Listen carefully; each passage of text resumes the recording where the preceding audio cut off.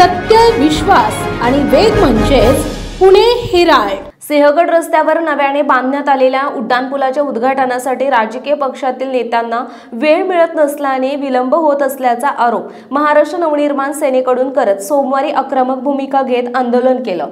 यावेळी पोलिसांचा मोठा बंदोबस्त लावण्यात आला असताना पोलीस आणि कार्यकर्ते यांच्यामध्ये वाचावाची झाली।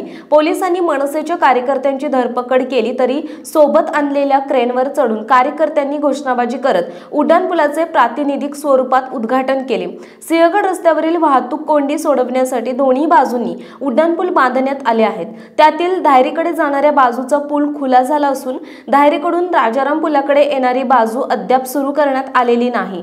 जनसामान्यांच्या वाहतूक कोंडींच्या प्रश्नावर मनसेने आक्रमक भूमिका घेत सोमवारी आंदोलन केलं। यावेळी सत्ताधारी मंत्र्यांसाठी प्रशासन उड्डाणपूल सुरू करण्यासाठी प्रशासन टाळाटाळ करत असल्याचाही आरोप यावेळी करण्यात आला। वाहतूक कोंडीद्वारे जनतेला वेठीस धरून प्रशासनाला नक्की काय साध्य करायचं आहे, त्यांना सर्वसामान्य जनतेच्या समस्यांशी काही देणे घेणे आहे की नाही असा सवाल उपस्थित करण्यात आलाय।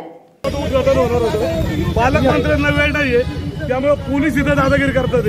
मला वाटतं हा उड्डाणपूल सर्वसामान्य नागरिकांसाठी तो खुला आला पाहिजे, त्यासाठी आमचा प्रयत्न आहे। आणि या ठिकाणी आम्ही उड्डाणपूल खाली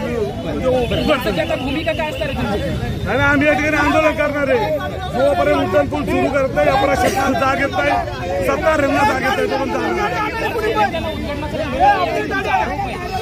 या ठिकाणी पालकमंत्र्यांना मंत्र्यांना या ठिकाणी वेळ नाहीये, म्हणून सिंहगड रोडच्या सर्व लोकांना तिथे कुठेतरी वेटीस धरलं जात आहे। मला वाटतं उड्डाणपूल सुरू आला पाहिजे।